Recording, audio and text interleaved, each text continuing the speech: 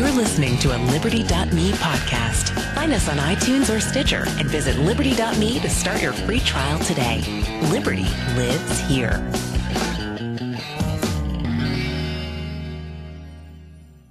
Hello, and welcome to episode 1 of my new Liberty.me podcast, Cranky Notions. Cranky Notions. I should acknowledge immediately that I have borrowed my title from a column that appeared around 120 years ago, during the 1890s, in the pages of Benjamin R. Tucker's famous libertarian periodical Liberty. The original Cranky Notions ran under the byline of the American individualist anarchist Joseph A. Labadie. I've slightly changed my spelling of the title to honor the many differences between Joe Labadie's Cranky Notions and my own.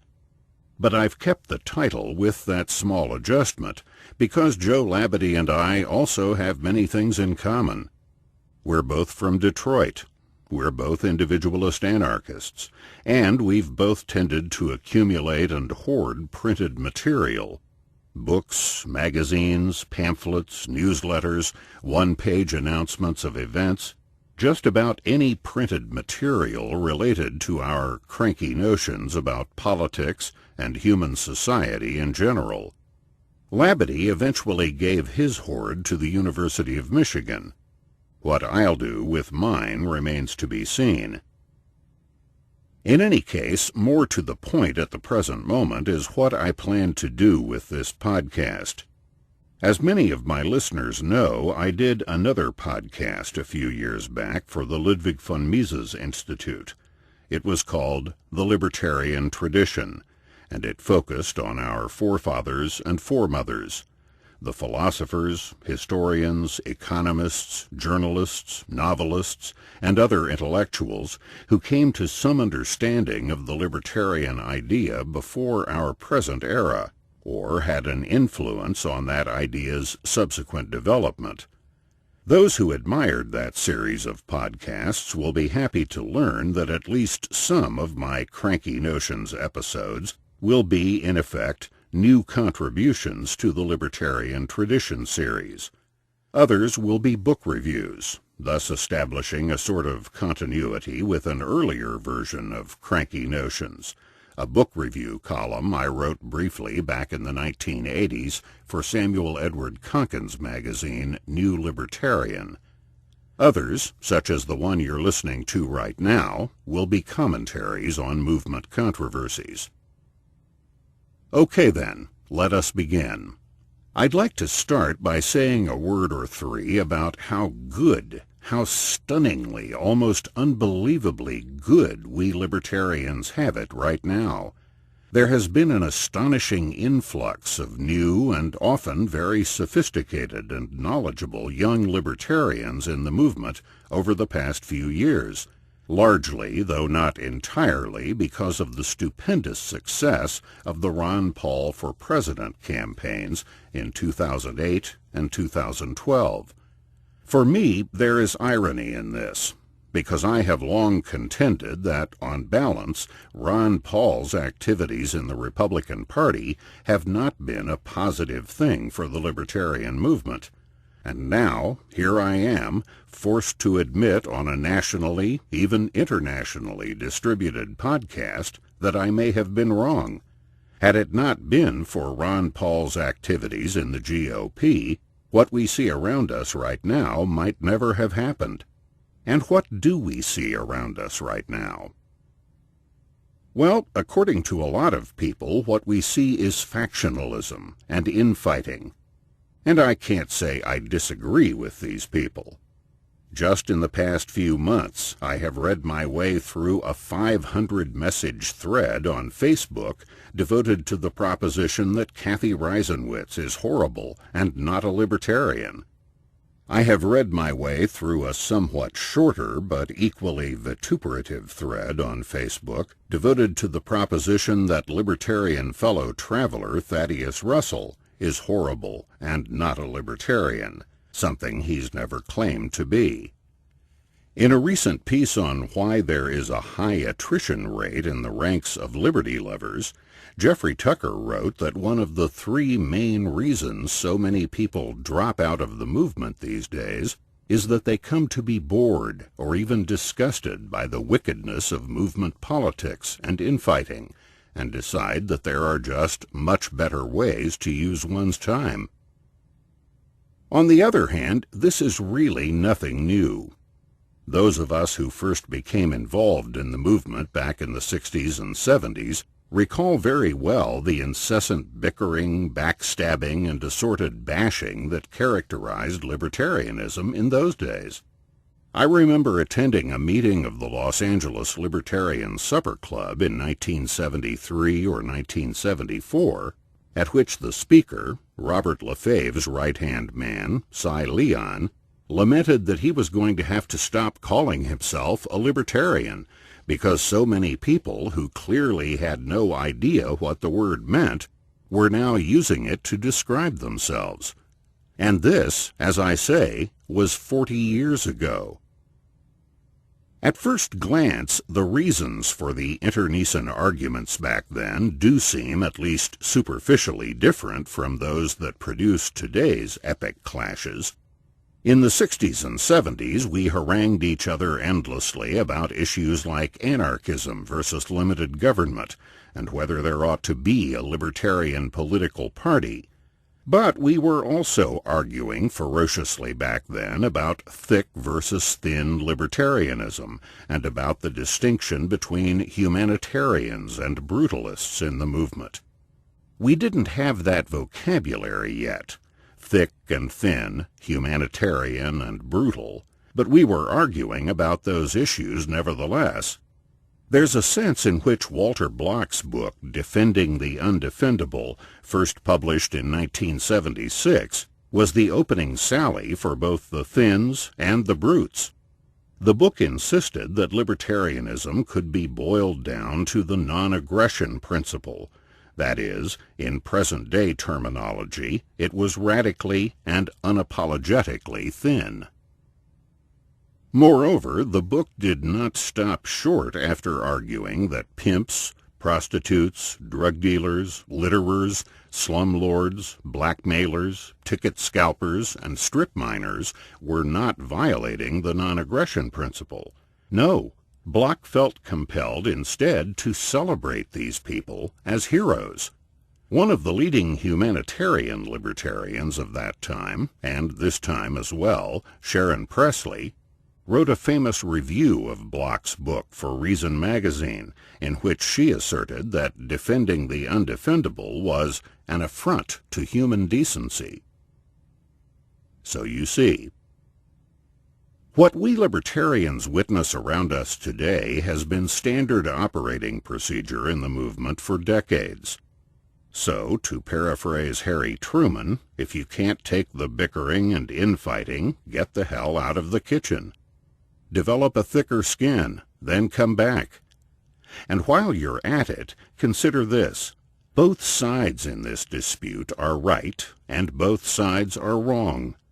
The thin libertarians and the brutalists are obviously right when they argue that the NAP, the non-aggression principle, is the essence of libertarianism, that it is both necessary and sufficient to establish the presence of libertarianism in any particular piece of writing, or even any particular individual who might claim to be a libertarian. On the other hand, the humanitarian libertarians are obviously correct when they argue that taking ostentatious pride in protecting the right to hate other people, or to refuse to do business with blacks or Jews or non-Christians, is about the least useful way you could imagine to interest more people in libertarian ideas. And the thick libertarians are obviously correct when they argue that adhering to the NAP leads one inexorably to hold certain other views, certain other values, which, if not in the strict sense part of libertarianism, are without question intimately connected with it. We've all heard the examples that have the thins and the brutalists so up in arms, the examples they often portray as leftist in character, like support for feminist issues and for a colorblind world. Here's another one, however, that I think people are going to find it tough to label leftist, or, for that matter, rightist. In a very perceptive piece that Sheldon Richman published at the beginning of last month, he explained why it was that he couldn't help being a libertarian. And he did so with a certain wistfulness, as though at times he almost wished he could help being one. He pointed out that being a libertarian means, and these are his words, rejecting the conventional wisdom on virtually every political question, current and historical. Being a libertarian, he wrote, means frequent disagreement with the people around you, most of whom take the political landscape for granted, as though it were a natural and eternal feature of life. Younger libertarians may revel in this conflict. They may even enjoy political nonconformity for its own sake. But as many of us get older, this aspect of being a libertarian also gets old. I, for one, would rather not be in perpetual conflict with the rest of the world. I'd love nothing more than complete harmony with my neighbors and family. As an old-timer of almost exactly the same vintage as Sheldon, I know exactly what he means. But what I propose right now is that most libertarians aren't nearly as skeptical of the conventional wisdom as they ought to be. This is my particular brand of thick libertarianism. I frankly don't see how a person can learn that the received wisdom on economics, political theory, and history is so wrong as to be utterly useless in any attempt to learn the truth about human social relations in this world of ours, and still go on believing in the conventional wisdom on any other subject. Does it actually seem probable to anyone within reach of my voice that the dunderheads who gave us Keynesian economics, victimless crime laws, and the Pledge of Allegiance to the flag would somehow know and speak nothing but the truth when it came to matters of psychology, the humanities, and the natural sciences? The conventional wisdom is the truth on occasion, but mostly it's bunkum, pure and simple. Sturgeon's law obtains. Since there may be those within range of my voice who haven't heard of Sturgeon's law, those who have will grant me the indulgence, I hope, of explaining the term.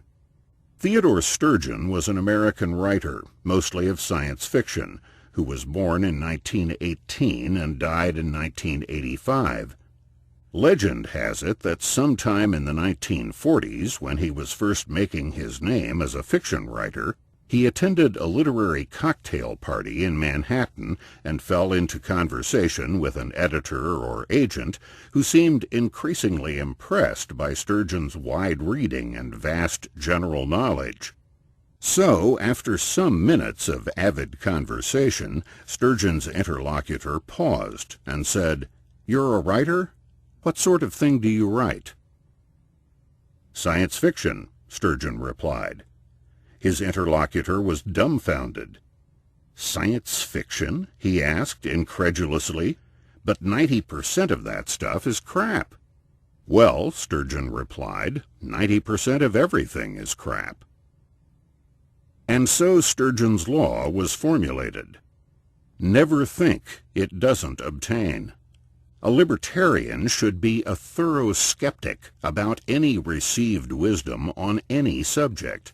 A libertarian should always hold the received wisdom as probable claptrap, until it is proved to be true and useful knowledge instead. Because of what he or she has learned from the study of political philosophy, economics, and history, a libertarian should assume that anything everyone knows to be true is probably false. The libertarian who pushed this sort of skepticism to its limits, and perhaps beyond, was Robert Anton Wilson. I've talked and written about Wilson elsewhere. You can read the piece I'm talking about right here on Liberty.me and listen to it in audio form at Mises.org. So I won't go into any detail about Wilson here. I'll just commend that older podcast and article to you and say that I don't really expect anyone within range of my voice at this moment to go quite as far into skepticism as Wilson did. But if one or two of you do, great. My congratulations. More power to you. You've grasped and absorbed what I regard as one of the basic defining qualities of the libertarian mind. But is this quality much on display these days? Is there a new Robert Anton Wilson, or a new H.L. Mencken, or a new Ayn Rand out there somewhere, doubting everything put forward by the proclaimers of the conventional wisdom, and offering solid grounds for his or her failure to bow down before the received truth? I can think of one or two younger libertarians, and remember that to someone of my advanced years, any libertarian under 50 is a younger libertarian, who show promise of this kind. But it seems pretty obvious to me that the sort of general skepticism I'm calling for here is not widely exhibited. It's a rarity. What one sees instead, when one looks around today's libertarian movement, is quite the opposite. It's not Sturgeon's law one sees being energetically defended. It's impassioned arguments for why libertarians should accept and even admire the bilge produced by the pretentious intellectual prostitutes who earn their livings coming up with defenses of the conventional wisdom.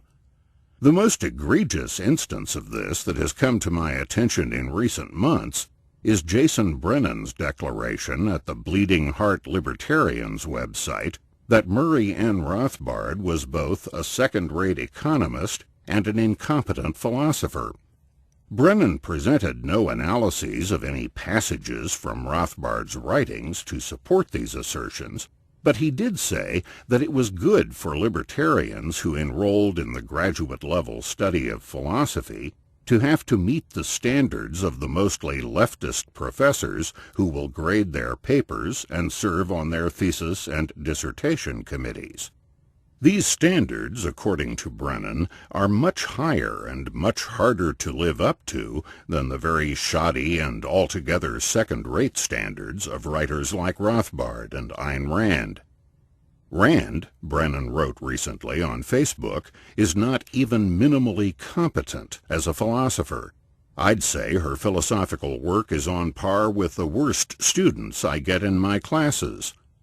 This phraseology bears an odd resemblance to a sentence in George H. Smith's review of Brennan's book, Libertarianism, What Everyone Needs to Know. This review was published on the Cato Institute's Libertarianism.org site back in December of 2012, the year Brennan's book was published. Smith wrote back then of one of Brennan's arguments against Rand's ethical egoism that this sort of facile analysis is something we might expect from an undergraduate student who knows nothing about the history of ethical egoism. But I was surprised to find it stated by an accomplished philosopher. But back to my main point.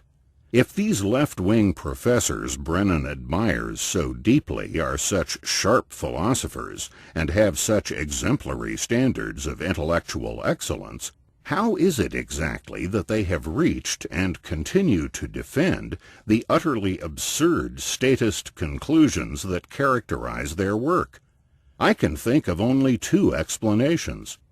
Either these people actually believe the bilge they write, in which case they're mediocrities, unworthy of serious attention, or they don't actually believe what they write, but know which side their bread is buttered on, and by whom, in which case they are nothing but contemptible court philosophers, to paraphrase Harry Elmer Barnes, who called historians who dedicated their careers to backing the version of history preferred by politicians court historians.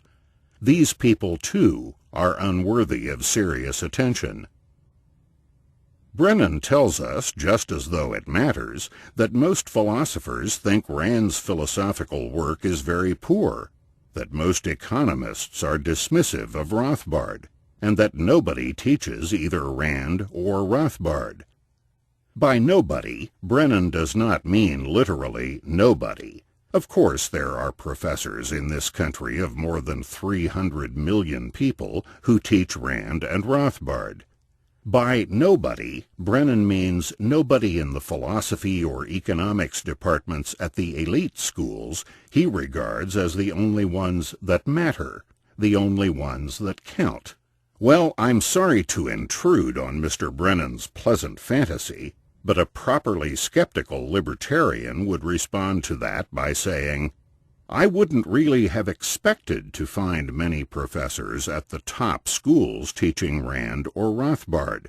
That they don't only confirms my suspicion that they're all a bunch of phonies and hacks, whose opinions on this matter aren't worth my further attention. I'll have more to say about the thin, the thick, the brutal, and the obtuse in another episode of Cranky Notions. So please stay tuned.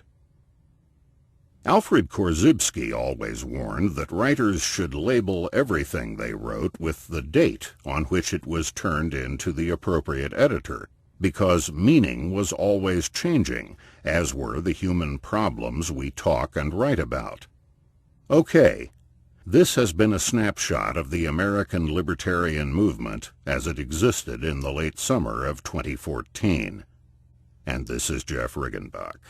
This has been a production of Liberty.me. Join us and start your free trial today.